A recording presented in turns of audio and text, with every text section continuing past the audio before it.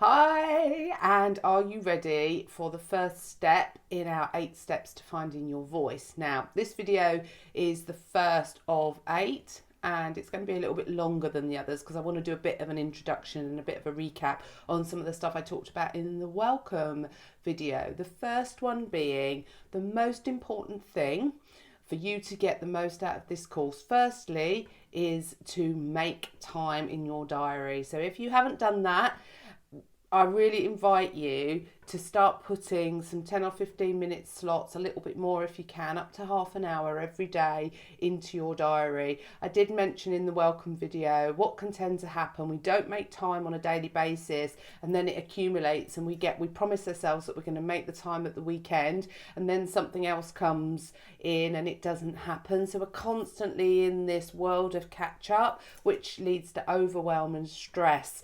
So I'm a massive believer over the 16 years that I've been a counsellor and also the years I've been working on my own personal development, that small consistent steps are what win the day over time.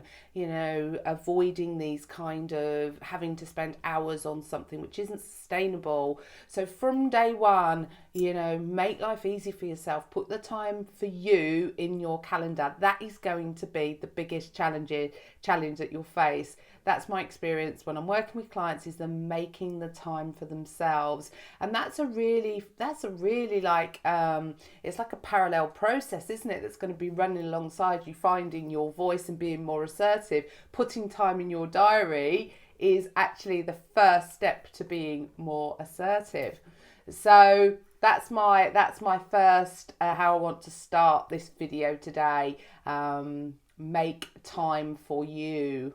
So before I go on to the first step, there's a link in the post attached to this video, and you'll go into that link. The first page of the link is talking about the different behaviour types, because I don't want to make any assumptions that you are all aware of the 4 main behaviour types. So there's a little bit of information in there. Have a read of it if you're not familiar with the 4 behaviour types. If you are, then you can scroll to the bottom and click on the first step. But I just wanted to put a little bit of theory in there for you in case you weren't familiar with the different behaviour types, which are passive. You know, we can all relate to being passive, you know, a bit stuck in the victim place where we feel unable to do and think for ourselves. It's the kind of poor me place. You know, certainly those that don't express themselves tend to be more in the passive camp. Passive people moan a lot. So have a read of the passive passage, you know, familiarise yourself with some of the characteristics of being in a passive state. Okay, we've then got assertive, which is of course what we're going to be exploring over the next 4 weeks. So being able to respectfully stand up for yourself, but also being mindful of the rights of other people.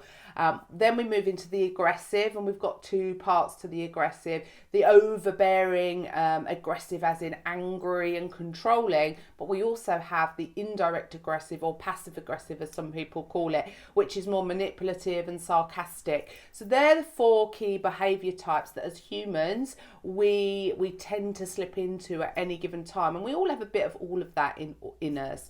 But I'm guessing you're signing up to this course because you tend to err more on the passive camp.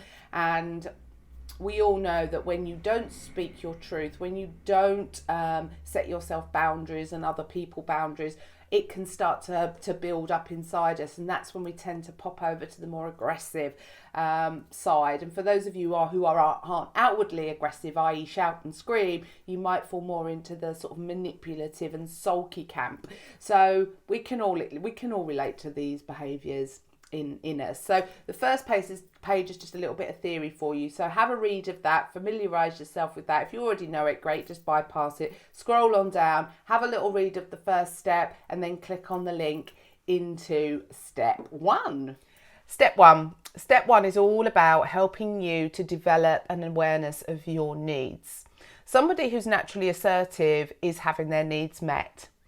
As children, it's really important that we have strong role models and loving relationships. Without them, it's really unlikely that we are going to grow up into assertive adults.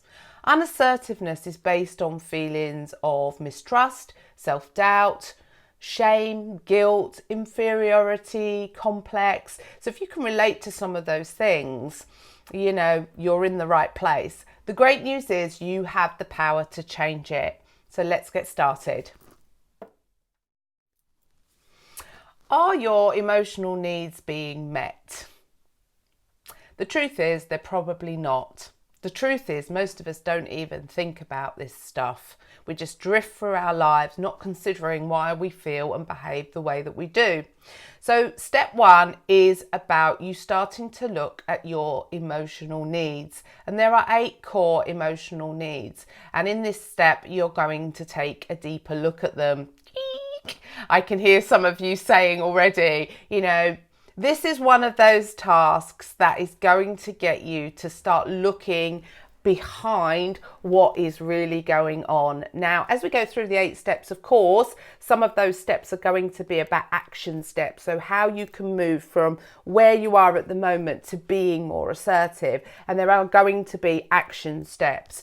But also, you know, we need to kind of look at it from a different perspective as well. We need to look at what's going on behind the non-assertiveness. So I can give you lots of tools that are going to help you to become more assertive, but you also need to look a little bit behind why you're not already assertive. And that's where there's lots of learning that could be had. And the first step, and looking at emotional needs, is the first step to kind of daring to peek behind the curtain a little bit. We are all emotional beings, albeit we've kind of become thinking beings. And so it's no surprise that we exclude our emotional needs. So there are 8 core emotional needs, and I'm going to go through them all. And excuse me, there's going to be a sequence of questions for you to answer relating to yourself and relating to the 8 core emotional needs. So the first one is security. This links into anyone who's looked at the Maslow's hierarchy of needs. You'll see that safety and security are pretty much at the bottom. And without that, it's really hard to develop up the pyramid of needs. So the first core emotional need is security. So the first question is getting you to look at, where do you feel safe, or where do you or don't you feel safe in your life? And this isn't just physical safety. Okay, that's just one aspect of safety. This is emotional safety as well. So that's the first thing I want you to think about. Where in your lives do you feel physically, emotionally, and mentally safe or unsafe? Okay, and you'd be surprised. So the second one, the second core emotional need, is attention. Where in your lives are you getting or not getting the attention that you crave? I work with lots of clients, and quite often they'll say to me they feel invisible in their lives. They don't feel they're getting the attention and recognition that they crave, and that has an impact. So I want you to consider that and be as honest as you can be. This is the thing about, you know, this course. The more honest you can be, the more you're going to get out of this program.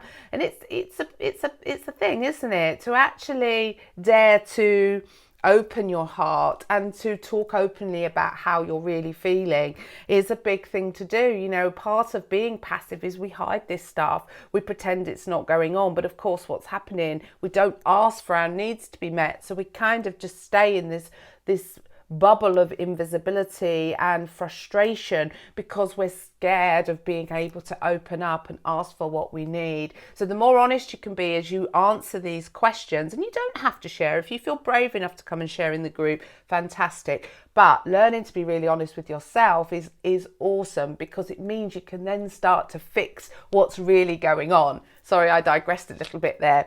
So the first core emotional need is safety and security. So think about that. The second one is about attention. Where are you getting or not getting the attention that, and from whom in your life, and what is the impact of that? The third one is emotional connection. You know, we are emotional beings and we need connection. You know, the internet and social media is wonderful, but we are losing actual connection. It's the easiest time ever to be able to connect with people, but the way in which we're doing it is quite superficial. So we're losing this emotional connection with the people in our lives. We're busier than ever, so the time we have to come and connect gets limited. So think about the emotional connections in your life. Where are they lacking? Partners, friends, family. And what is the impact of a lack of emotional connection in your life? The next one is connection to the outer world. Again, it's important that we have connection to those that are closest to us. But again, as humans, we need connection to the outer world. Interestingly, over the last few years, I've realised how isolated and insular my life has come. I run my counselling practice from home. I work online. So the time I spend connecting with the outer world has got smaller and smaller. I used to be such a social person, always going out, always connecting with people for coffee and lunch and things like that. And it helped to make me feel really buoyant in my life. And that's started to dwindle over the years. And it's only been in the last few months I've realised that started to happen and the impact that's been having on my life. So I invite you to think about, where are you in terms of connection to the wider world, and what's the impact of that if it's not happening for you at the moment? The fifth one is privacy. Okay, so this is related to time and space to reflect. How often do you give yourself time and space to think about what's going on in your life? And it's only when we can create this time and space that we can start to realise what's going on and what areas of our life need to change. Being busy all of the time has become a really modern problem. It's like a badge of honour that we wear, that being busy is in some way recognised and approved of. But equally, what is the impact of being busy all the time and not taking time out to slow your world down, to time to reflect and have some private time to consider your own thoughts, your own purpose, your own destiny?